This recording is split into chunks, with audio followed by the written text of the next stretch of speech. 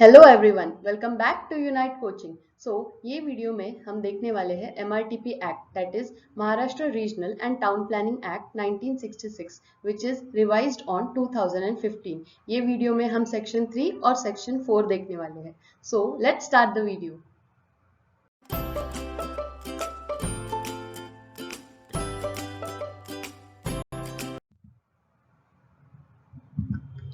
Section 3.1 में है establishment of region and alteration of its limits. Now establishment मतलब क्या, मतलब एक आधे रीजन को बनाना, कोई रीजन है उसको एस्टैब्लिश करना हो, या फिर अल्ट्रेशन मतलब कुछ इंक्लूड करना हो उसमें, या फिर कुछ एक्सक्लूड करना हो, तो उसके लिमिट्स क्या है ये सेक्शन में बताया है।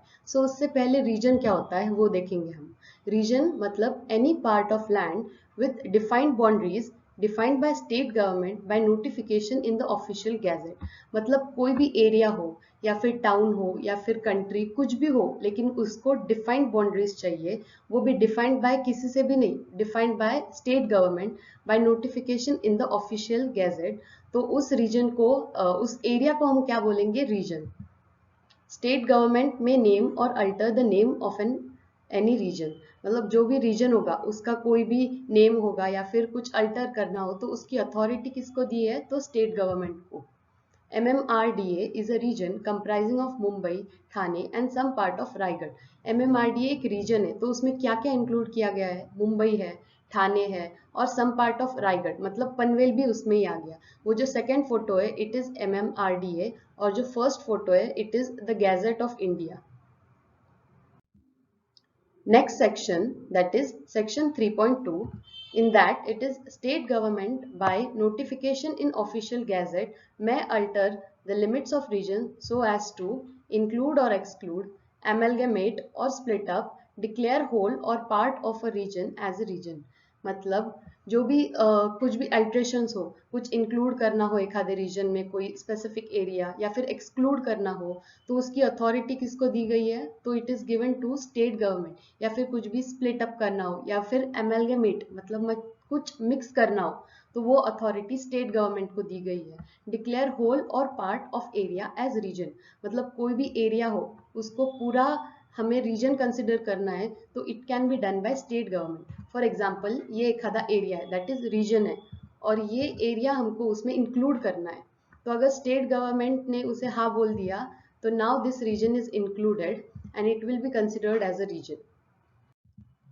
द नेक्स्ट इज, ये जो एरिया है थोड़ा सा पार्ट वो हमें एक्सक्लूड करना है, तो it is area to be excluded. Now this will not be considered in a region as per state government. The next section is 3.3 section. A plan showing the boundaries of region should be available at office of collector, मामलतदार और तहसीलदार and at the regional board office। मतलब जो भी reason के boundaries हो, जो भी outer part है उसका प्लान होना चाहिए तीन तीन लोगों के पास, that is at office of collector, मामलतदार मतलब भी तहसीलदार होता है, and at the regional board office. ये क्वेश्चन आ सकता है कि किस किस के पास प्लान होना चाहिए बाउंड्रीज ऑफ रीजन का, तो उसका आंसर क्या होगा, कलेक्टर के पास होना चाहिए, मामलतदार और तहसीलदार and at regional board office के पास होना चाहिए। Section 4, that is constitution of regional planning board, in that section 4.1 है कि regional planning board consist of following members. कौन कौन से मेंबर्स ये रीजनल प्लानिंग बोर्ड में इंक्लूड किया गया है। First is chairman, that is appointed by state government. Next is director of town planning. Next is members from local authorities. ये जो मेंबर्स है from local authorities should not be more than 4। People with special knowledge and practical experience not exceeding 10। सिर्फ 10 ऐसे लोग होने चाहिए जिनको special knowledge और प्रैक्टिकल एक्सपीरियंस हो। Next is town planning officer, secretary of regional planning board. जो regional planning board का सेक्रेटरी होता है उसको अपॉइंट किया जाता है as a town planning officer. Next है members from houses of state legislature not more than 4, 2 from each house. मतलब जो भी हाउस है उसमें से 2 होने चाहिए, दैट इज विधानसभा और विधान परिषद, दोनों में से दो दो मेंबर्स चाहिए। Section 4.1, that is constitution of regional planning board, तो उनमें first is chairman, that is appointed by state government, director of town planning, members from local authorities should not be more than 4, people with special knowledge and practical experience not exceeding 10, town planning officer जो secretary होता है regional planning board का, उसे ही appoint किया जाता है as a town planning officer.